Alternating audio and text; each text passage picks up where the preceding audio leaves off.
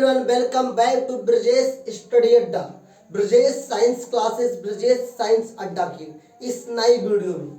साथियों, मैं आज सबसे पहले आप सभी का बहुत बहुत धन्यवाद करना चाहता हूं कि आप सभी लोगों ने बहुत साथ और प्यार दिया है। साथ ही इस चैनल पर भी आप बहुत ही साथ प्यार दीजिएगा। साथियों, आज मैं सभी के लिए क्लास 10th का पहला चैप्टर जो कि फिजिक्स के अंदर है वो है प्रकाश, उसी का पहला पार्ट में लेकर आया हूँ। अगर आप लोगों का प्यार, साथ और भरोसा बहुत जबरदस्त रहा तो ऐसे सीरीज में आप सभी के लिए पूरी फिजिक्स खत्म कर दूंगा, आपको सिखा दूंगा। याद करने की झंझट नहीं होगी, मात्र आपको कुछ चीज़ों को याद रखना है जिससे फिजिक्स आपको आसान हो जाएगी। ये आपको लगती है फिजिक्स कठिन तो आप मेरे साथ जुड़िए।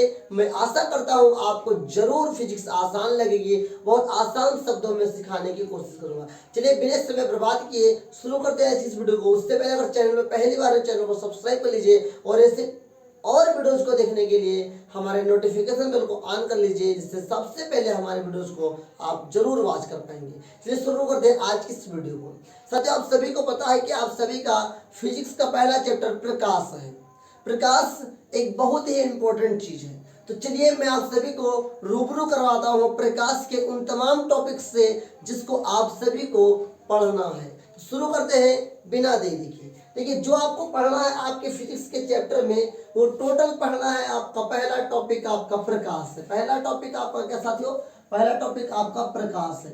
साथियों, दिन भर में हम लोग बहुत काम करते हैं, बिना प्रकाश का जीवन अंधकार होता है। साथियों, तो प्रकाश कहते किसे हैं? प्रकाश है क्या? प्रकाश क्या है? What is light? ये सारे क्वेश्चंस आपके एग्जाम में आएंगे। तो सबसे पहले हम लोग सीखेंगे है क्या। तो लिखेंगे प्रकाश एक प्रकार की ऊर्जा है। इतना ध्यान रखिए, प्रकाश एक प्रकार की ऊर्जा है। Light is a energy.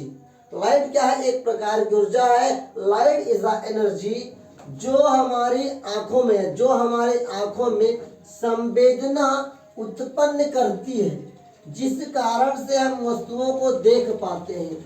देखिए, प्रकाश एक प्रकार की ऊर्जा है जो हमारी आंखों में संवेदना उत्पन्न करते हैं। संवेदना मतलब एक चूह जैसा चुभन उत्पन्न करती है, एक सेंसिटिविटी उत्पन्न करती है, जिस कारण से हम वस्तुओं को देख पाते हैं। क्या आपको लगता है कि आंख आप लोग बंद कर लें आपको कुछ दिखाई देगा? नहीं, सब कुछ अंधियाला काला काला दिखाई देगा। लेकिन जैसे आप आंख खोलते हैं, सारी चीजें जिस कलर में है, जिस वे में है, जिस प्रकार में है, जिस आकार में, सब आपको दिखाई देने लगता है। ये सब किस कारण से संभव हो पाता है? ये हो पाता है साथियों संभव प्रकाश के कारण। तो प्रकाश क्या है? प्रकाश एक प्रकार की ऊर्जा है जो हमारी आंखों में संवेदना उत्पन्न करती है, जिस कारण से हम वस्तुओं को देख पाते हैं।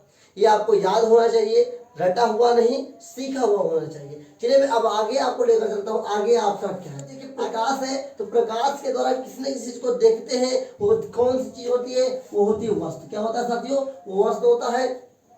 वस्तु कितने प्रकार के होते हैं साथियों? वस्तु दो प्रकार के होते हैं, दीप्त वस्तुएं, अदीप्त वस्तुएं। दीप्त वस्तुएं और अदीप्त वस्तुएं। सवाल उठता है कि भैया दीप्त क्या है, अदीप्त क्या है? उससे पहले मैं आपको बता दूं, किसी किसी बुक्स में आपको देखने को मिलेगा दीप्त के जगह पे प्रदीप्त। तो कभी कंफ्यूज मत होइएगा साथियों, दीप्त और प्रदीप्त एक ही चीज होता है। तो देखिए, दीप्त वस्तुएं किन्हें कहते हैं? तो देखिए, मेरी बातों को सुनिएगा, आपको इस चैप्टर के खत्म होने के बाद पीडीएफ जरूर मिलेगा। तो देखिए, दीप्त वस्तुएं या प्रदीप्त वस्तुएं कहते किसे हैं? वे वस्तुएं जो प्रकाश का स्वतः उत्सर्जन करती हैं। वे वस्तुएं जो प्रकाश का उत्सर्जन स्वतः करती हैं उन्हें दीप्त वस्तुएं कहते हैं। जैसे सूर्य, बल्ब, मोमबत्ती इत्यादि।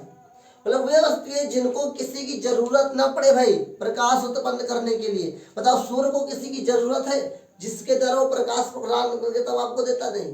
टार्च को चाहिए, टार्च आपने बटन दबाया जल पड़ा। मतलब वे वस्तुएं जो ने प्रकाश उत्पन्न करने के लिए स्वतः कर लेती हैं, वे वस्तुएं जो स्वतः प्रकाश का उत्सर्जन करती हैं, वे दीप्त वस्तुएं या प्रदीप्त वस्तुएं कहलाती हैं। उदाहरण में बल्ब, सूर्य, मोमबत्ती इत्यादि वस्तुएं आप लोग लिख सकते हैं।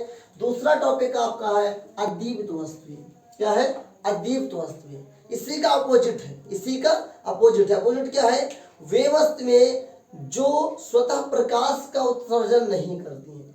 वे वस्तुएं जो स्वतः प्रकाश का उत्सर्जन नहीं करती हैं एवं दीप्त वस्तुओं के आपतित होने पर दिखाई पड़ती हैं अदीप्त वस्तुएं कहलाती हैं। जैसे चंद्रमा, लकड़ी, बर्फ का टुकड़ा इत्यादि जितनी भी सारी वस्तुएं हैं सब अदीप्त वस्तुएं साथियों, जितना भी अधिकतर आपको देखने को मिलता है।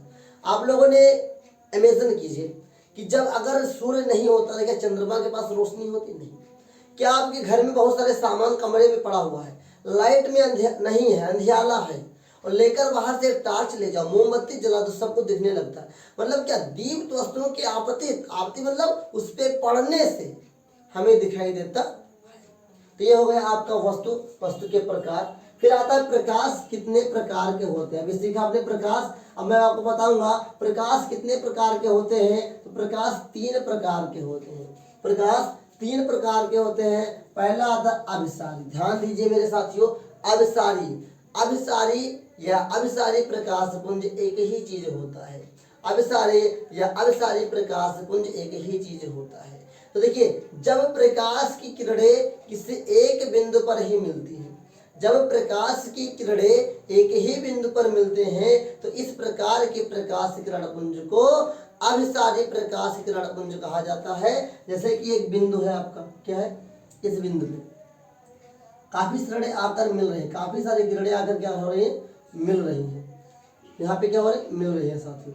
तो ये कौन सी किरणें हैं? ये अभिसारी प्रकाश किरण पुंज होगा। अभिसारी प्रकाश किरण पुंज में क्या होता है, एक ही स्थान पर मिलते हैं। मतलब वे प्रकाश किरण पुंज जो एक ही बिंदु पर आते हुए प्रतीत होती हैं उन्हें क्या बोलते हैं, अभिसारी प्रकाश किरण पुंज बोलते हैं। दूसरा आता है आपका अपसारी प्रकाश किरण पुंज। क्या होता है अपसारी? मतलब एक ही बिंदु से जब काफी सारी प्रकाश किरणें प्रकाशित होती हैं या जाती हैं या फैलती हैं उन्हें क्या कहा जाता है, उन्हें अपसारी प्रकाश किरण पुंज कहा जाता है। मेरे साथियों, जब एक बिंदु पर मिले तो अभिसारी, एक बिंदु से प्रकाशित हो एक बिंदु से जाए तो अभिसारी, के बाद अपसारी आता है। उसके बाद समांतर।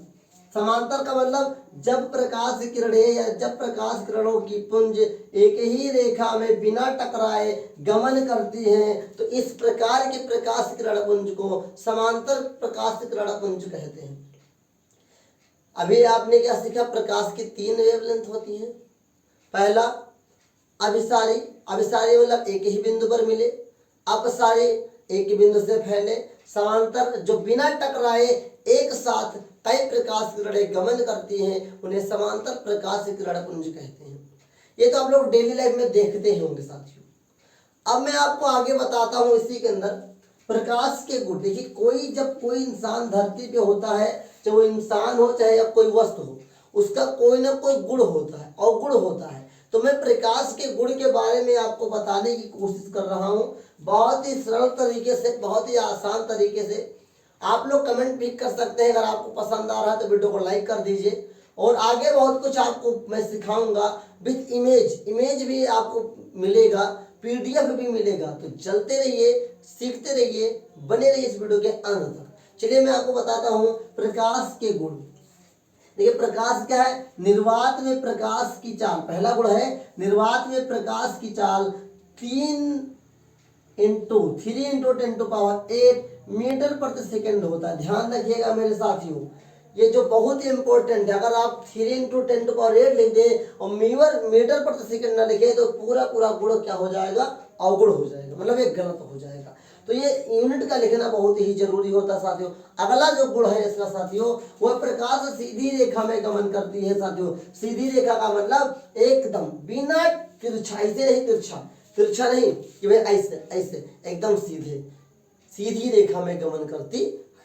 फिर लिखा है प्रकाश विद्युत चुंबकीय तरंगों के रूप में चलता है। विद्युत चुंबकीय तरंगों के बारे में आप लोग अगर नहीं जानते तो मैं आगे आपको बहुत अच्छी तरीके से डिफाइन करने वाला हूँ कि विद्युत चुंबकीय तरंगें क्या होती हैं।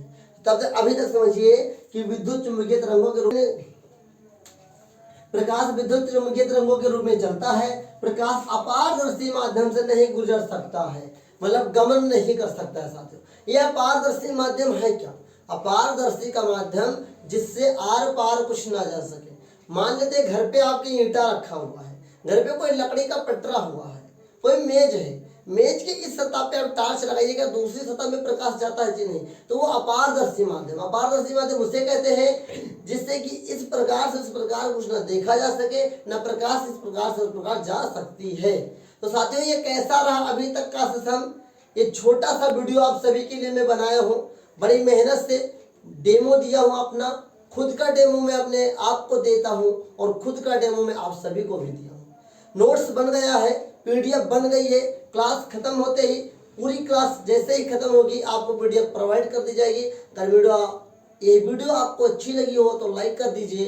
मेरी मेहनत के लिए, मेरे टीम की मेहनत के लिए एक कमेंट प्यारा सा जरूर कीजिएगा। और ये फर्स्ट पार्ट था। सेकंड पार्ट में प्रकाश का परावर्तन आपको मैं पढ़ाऊंगा, जिससे कि बहुत कुछ सटीक चीजें आपको सीखने को मिलेगा।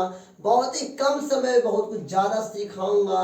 तो चलिए मिलते हैं प्रकाश के परावर्तन की वीडियो के क्लास में। तब तक के लिए विदा चाहूंगा। अलविदा, नमस्ते, टाटा, बाय बाय, जय हिंद, वंदे मातरम।